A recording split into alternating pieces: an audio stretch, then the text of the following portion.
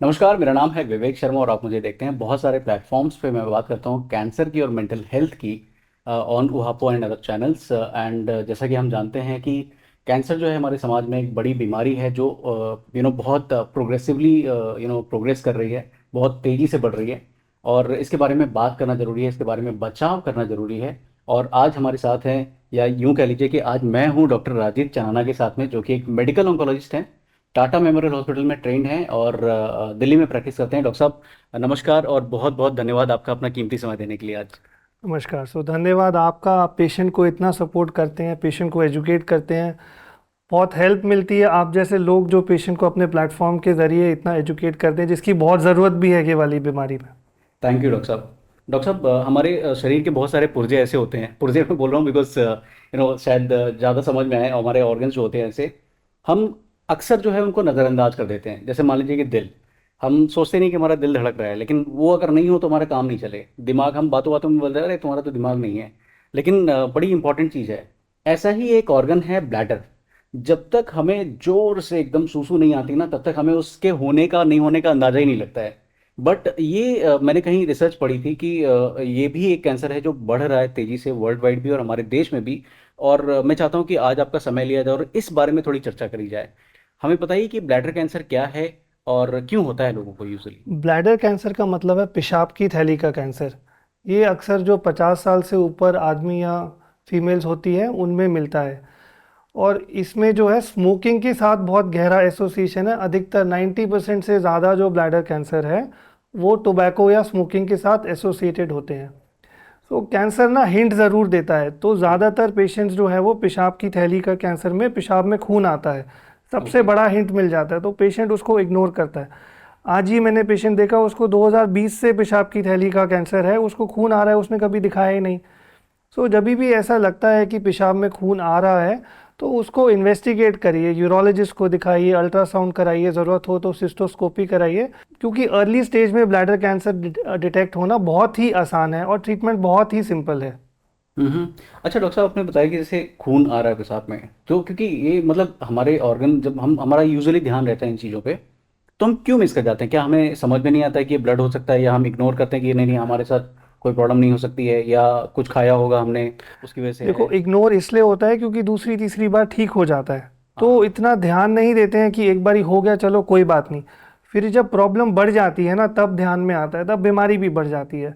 जो internal organs की बीमारी होती है ना, वो ज़्यादातर तकलीफ नहीं देती है जब तक वो बड़े ना हो।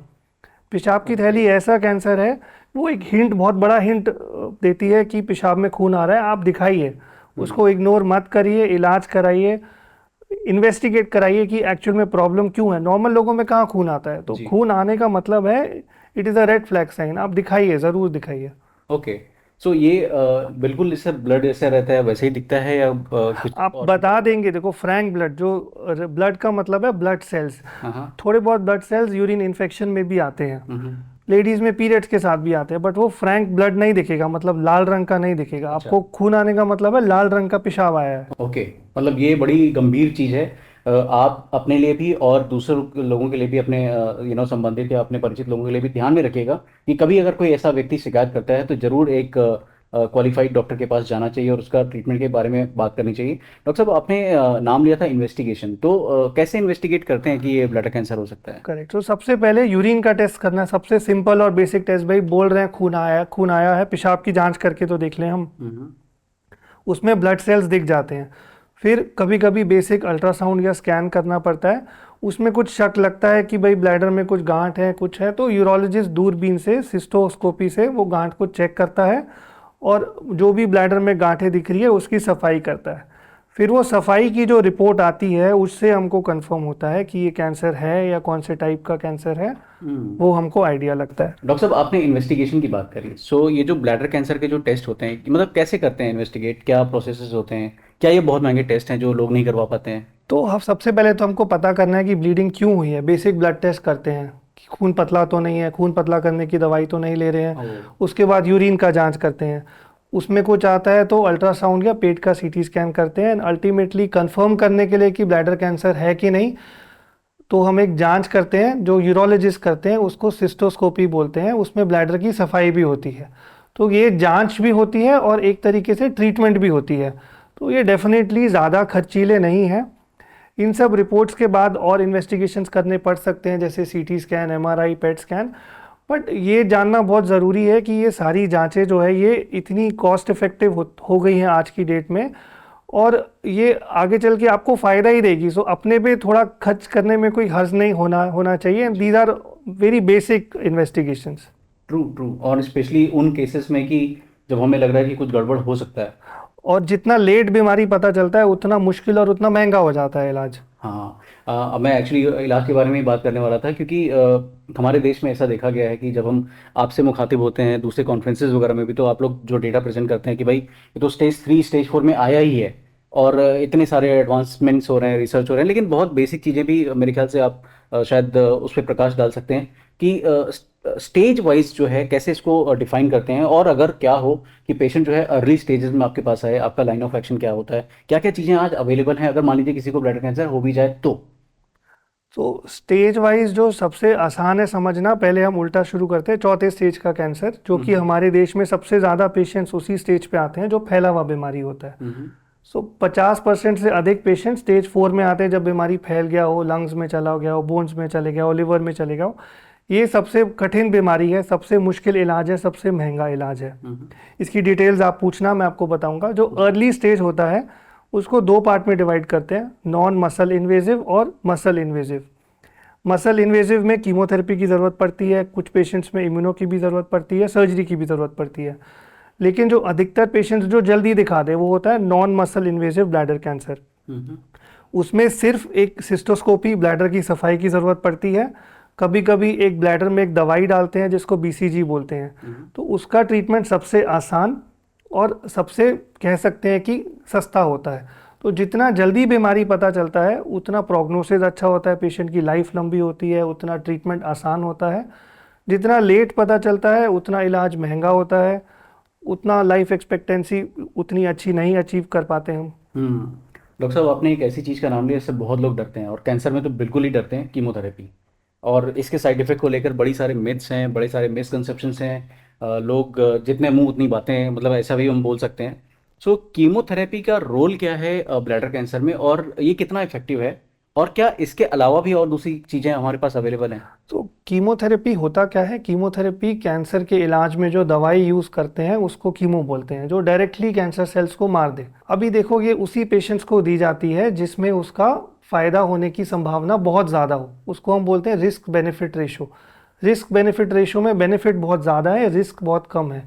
सो डॉक्टर जो है बहुत सारे फैक्टर्स देखता है कोई भी कीमो प्लान करने से पहले। कौन से टाइप का कैंसर है, कौन से स्टेज का कैंसर है, पेशेंट की जनरल कंडीशन, पेशेंट की हार्ट की कंडीशन, डायबिटीज़ है कि नहीं है, और बहुत सारी चीज़ें डिसाइड करता है। तो जब भी कीमो प्लान होती है तो ये सारे फैक्टर्स देख कर ही डोज डिसाइड करते हैं।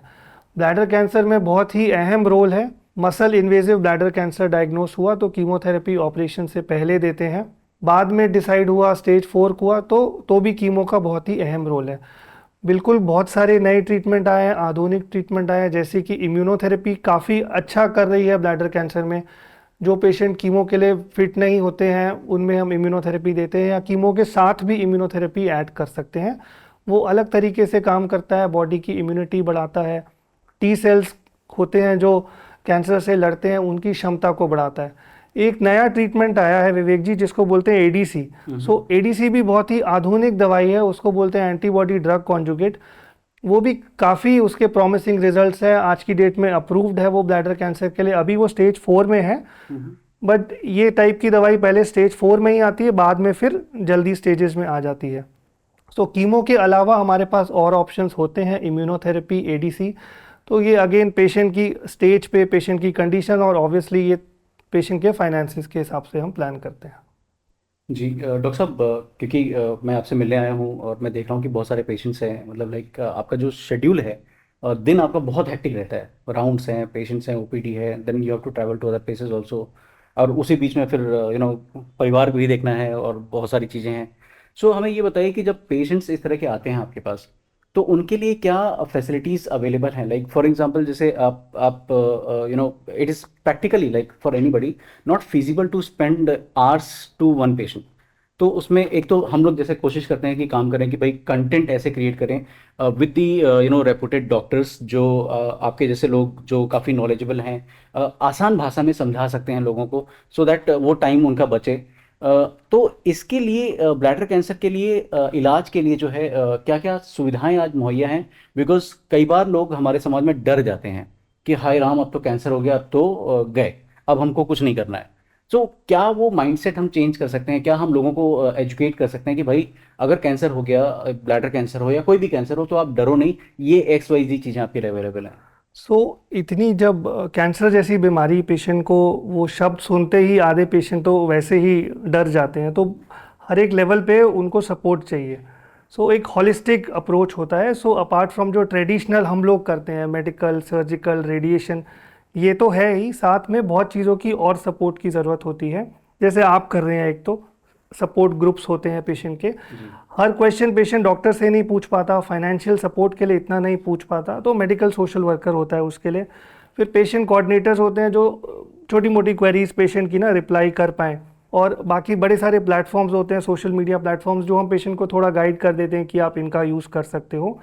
एंड फाइनेंशियली जो नया मॉलिक्यूल है वो एक्सपेंसिव तो होता है, but company support programme PAP होता है कि फार्मास्यूटिकल जो इतने वेल ऑफ नहीं है उनको ड्रग में प्रोक्योर करने में हेल्प करते हैं।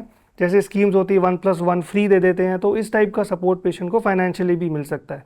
So obviously emotional support, financial support, social support सब बहुत ज़रूरी है कैंसर ट्रीटमेंट के पार्ट में। जी। डॉक्टर साहब, जैसे आपने दवाई की बात बताई, तो हम दूसरे देशों में देखते हैं, हमारे यहाँ भी आई डोंट नो अभी का क्या क्या सीन है। क्लिनिकल ट्रायल्स जो हैं उसमें बहुत सारे पेशेंट जो पार्टिसिपेट करते हैं तो बड़ी हेल्प हो जाती है। सो क्या ब्लैडर कैंसर में कोई क्लिनिकल ट्रायल है या हम उम्मीद कर सकते हैं? सो क्लिनिकल ट्रायल एक ऐसी चीज़ है जो आइडियल वे है कैंसर पेशेंट का ट्रीटमेंट करने का। सो हमारे देश में बहुत सारे ट्रायल्स चल रहे हैं, हर एक बीमारी के लिए चल रहे हैं। इन्फॉर्मेशन पेशेंट को गैदर करनी ज़रूरी है और पेशेंट को कॉन्फिडेंस भी ज़रूरी है। तो बहुत बारी ऐसा होता है कि हम पेशेंट को बोलते हैं आप क्लिनिकल ट्रायल में पार्टिसिपेट करो, तो उनका क्वेश्चन होता है डॉक्टर साहब एक्सपेरिमेंट तो नहीं कर रहे। तो ये जो है मिथ ना, ये बहुत ज़रूरी है पेशेंट को दूर होना। जी। क्लिनिकल ट्रायल तभी होता है पूरी एथिकल कमेटी के अप्रूवल के बाद, और उसमें जो स्टैंडर्ड ट्रीटमेंट तो पेशेंट को मिल ही रही है। हमारी कोशिश होती है कि स्टैंडर्ड से बेहतर कुछ हम दे पाए, तो उसका कोई नुकसान नहीं है क्लिनिकल ट्रायल में। उसको स्टैंडर्ड ट्रीटमेंट तो मिलेगा ही, हो सकता है उससे बेहतर ट्रीटमेंट मिले, और हर एक लेवल पे सपोर्ट भी मिलता है क्लिनिकल ट्रायल में।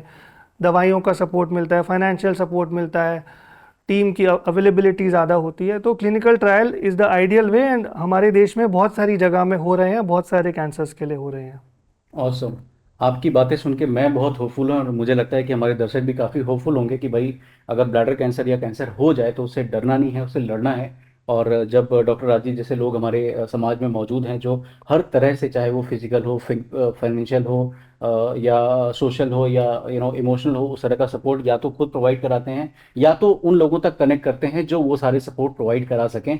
तो ऐसे में हमारा दायित्व बनता है कि हम इसके बारे में सही इन्फॉर्मेशन जो है सही लोगों तक पहुंचाएं। डॉक्टर साहब, एक और मेरा आपसे आखिरी सवाल है आज की इस वार्तालाप का। वो ये है कि कैसे जो है हम अपनी लाइफस्टाइल को, बिकॉज कई बार हमें सुनने में आता है कि cancer is a lifestyle disease और बड़े आक्रामक करेक्ट। होती जा रही है। तो जब हम ब्लैडर कैंसर के कंटेक्स्ट में बात करते हैं तो कैसे हम अपने आप को स्वस्थ रख सकते हैं? तो देखो, मालूम सबको है, करने के लिए लोग रेडी नहीं होते हैं। तो ब्लैडर कैंसर 90% स्मोकिंग की वजह से होता है, जो आपके कंट्रोल में है। हम्म। आप टोबैको छोड़ दोगे, आपका रिस्क आधे से भी कम हो जाएगा। वाह। एंड स्मोकिंग हमको पता है सिर्फ ब्लैडर कैंसर ही नहीं, सर से लेके पाँव तक हर तरीके का कैंसर का रिस्क बढ़ाती है। हार्ट की परेशानी बढ़ाती है, छाती की परेशानी बढ़ाती है, स्ट्रोक्स बढ़ाती है, इवन पुरुषों में नपुंसकता भी बढ़ाती है। तो हर एक तरीके से तंबाकू नुकसान करता है। ये सबसे आसान तरीका है, बट पता सबको है, करता कोई नहीं है। बाकी लाइफस्टाइल चेंजेस भी सबको पता है कि खाने पीने का ध्यान रखना है, प्रोसेस्ड खाना नहीं खाना है, ताज़ा खाना खाना है, तेल मसाले वाला खाना कम खाना है, फ्रेश फ्रूट्स, फ्रेश वेजिटेबल्स हर एक बीमारी से बचाते हैं। रेड मीट काफ़ी सारी बीमारी का रिस्क बढ़ाती है, तो वो अवॉइड करना चाहिए। बाकी अल्कोहल भी बिल्कुल भी बंद करनी चाहिए। डब्ल्यूएचओ बोलता है कि थोड़ी सी भी अल्कोहल पीने से कैंसर का रिस्क बढ़ता है। तो किसी भी तरीके का नशा जो है वो किसी भी तरीके से किसी भी पेशेंट को फ़ायदा नहीं देता, तो वो स्टॉप करना सबसे सरल तरीका है। अमेजिंग, आप भी काफ़ी सारी चीज़ें आज समझ गए हैं। और अगर मान लीजिए कि कोई क्वेरी है, कुछ पूछना चाहते हैं, कुछ बताना चाहते हैं, कोई फीडबैक देना चाहते हैं, कमेंट सेक्शन में करिए and will be more than happy to revert you. Thank you so much doctor Rajit for being with us and enlightening us on the the such a vast topic of bladder cancer. हम आपसे जुड़े रहेंगे और मिलते रहेंगे और बातें करेंगे कैंसर के बारे में, चर्चा करेंगे इसके बारे में, सो दैट हम अवेयर हो सकें और एम्पावर हो सकें। Thank you so much doctor साहब। Thank you so much Vivek ji.